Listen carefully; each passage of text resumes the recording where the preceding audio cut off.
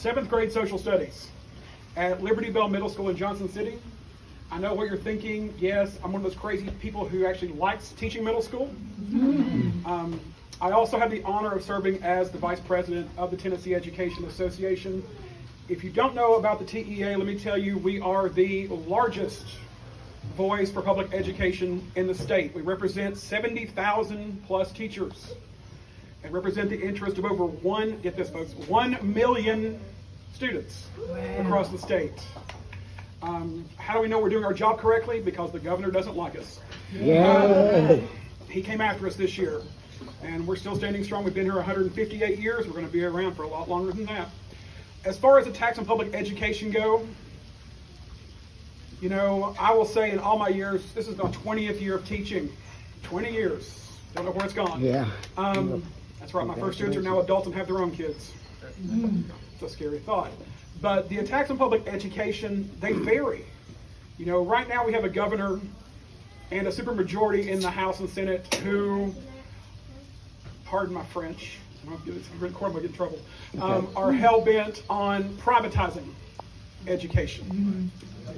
Their goal is to create a voucher program to send public tax dollars to private institutions.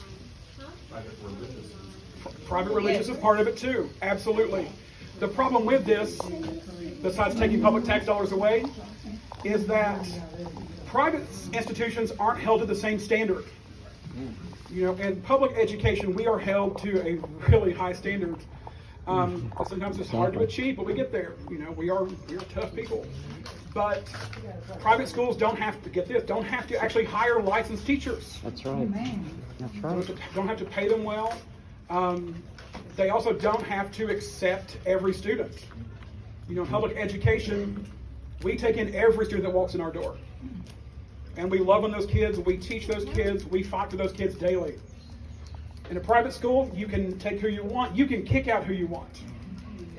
And they're still keeping the money. That's a problem. The voucher program, TEA went after it. We filed a lawsuit a couple years ago, and we almost had it. If the Supreme Court justice didn't pass away, we would have had it.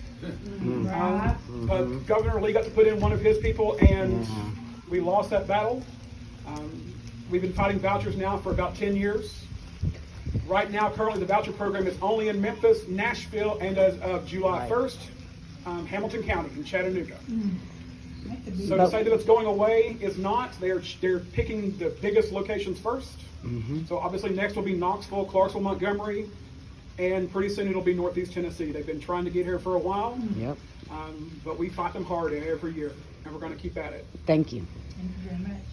The biggest topic this year, 3rd grade retention. Oh, yeah.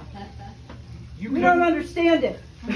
No one understands it. It's by design. It's by design. So if you're not unfamiliar, they passed a law in 2022 that said if a 3rd grader doesn't pass the 3rd grade ELA, English Language Arts TCAP test, not pass it, they didn't master it, they didn't get mastery or above, they had to repeat 3rd grade. That was the gist of the law. This year we went fighting hard. There were 19 bills in the House and the Senate this year, 19, to try and combat this. The governor put his foot down and got his people to put their foot down. They killed 18 of the bills. The one that got through was in the last minute, the last week of the session, and it changed very little, but the changes they did make don't start till the next school year. So it's crafty. They're good at this. What we saw this year were tens of thousands of students who didn't get mastery on the 3rd grade ELA TCAP. Now, I'm going to tell you a couple things about this test, and bear with me because I'm a teacher. I can keep going for days. You don't give a microphone to a teacher. We could do this for a long time. But this 3rd graders, this is their first year taking a standardized test. 3rd grade is their very first year. They have no idea. They don't have the stamina to test for 45, 85 minutes. I mean, I see 7th graders. They can't make it 20 minutes. There's no way a 3rd grader can do this. The test they're using to test just reading is not designed to test just reading. The ELA TCAP does reading, grammar, spelling, and a whole other list of things that go into English language arts. It's not a true reading test. The other well unknown part of this is that the score for mastery isn't set until after the test is over. What? Right, that's not fair. What? So I'll explain this one. Yeah. And again, no one knows this. They take all the test scores, then the committee divides up the students, divides up the sections on what percentage gets mastery, what percentage gets above, what percentage gets below. So the end result, the end finish line that you're trying to get to, moves every year. It shifts. It's not a fair way to assess. Other part of the law is that it took away all decision making from the people who know the student. The teachers have no decision in this.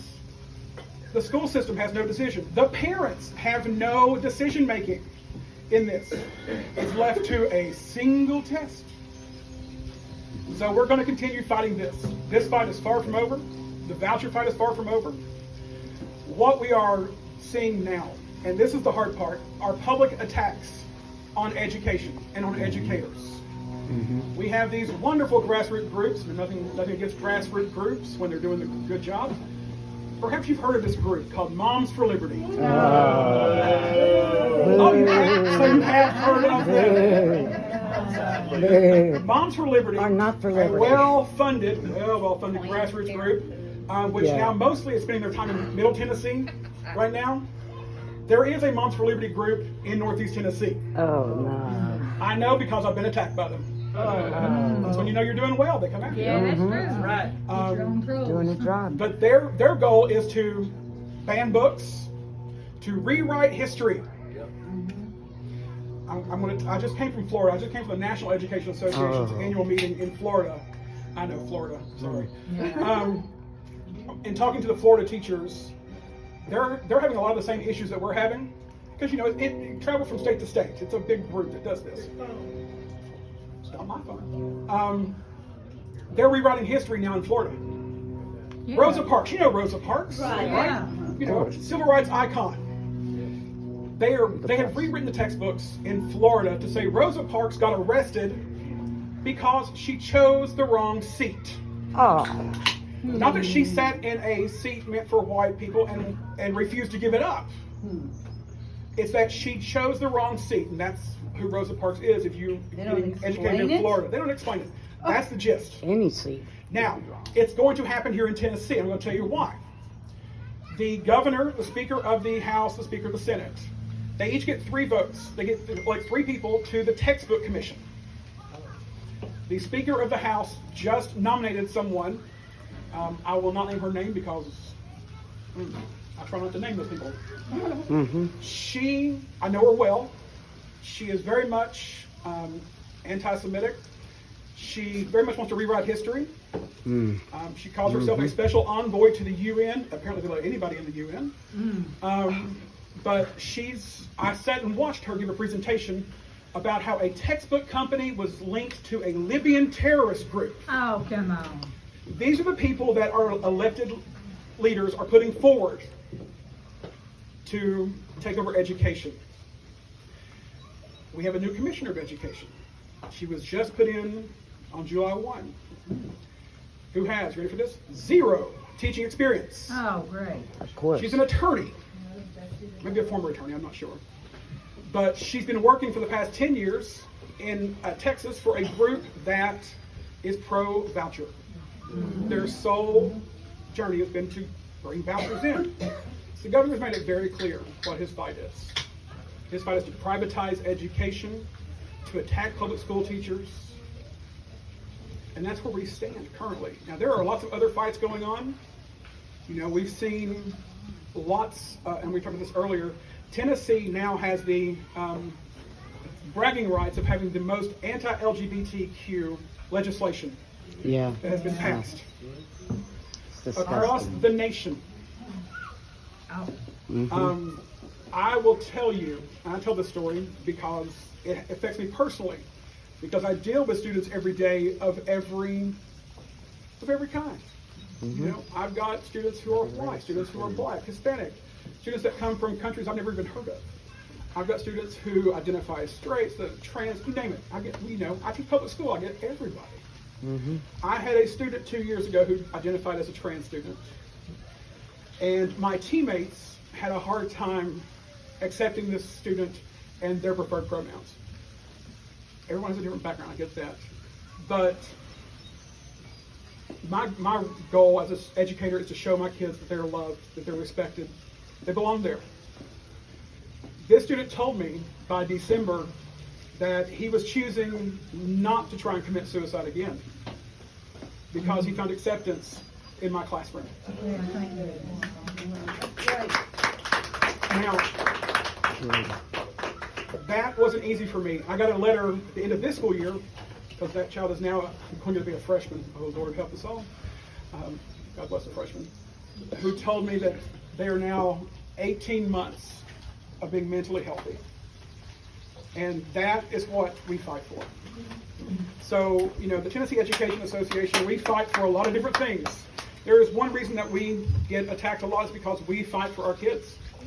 We fight for education, we fight for our kids, we fight for the educators. Now, how can you help? This is the question. How can you help? Yes. We need you in our schools. If you have children that are in school, we need you on the PTA. If you don't have kids in the school, we need you on the school board or city commission, county commission. We need you to run. We need people to run who have the best interest of our kids. I got here just in time. They keep asking me to run. I can't. I can't work in my own school system and run for the school board. Trust me, I'd love to.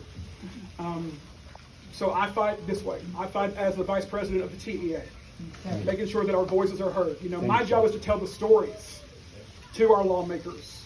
And trust me, they know me well. I know them well. I've been in their offices way too many times. And frankly, I'm tired of it. I am tired of getting told one thing, doing something else. We're not going to put in vouchers. I'm going to vote yes anyway. Yeah. I'm tired of being lied to. It's time to make a change. Thank you. Thank you very much.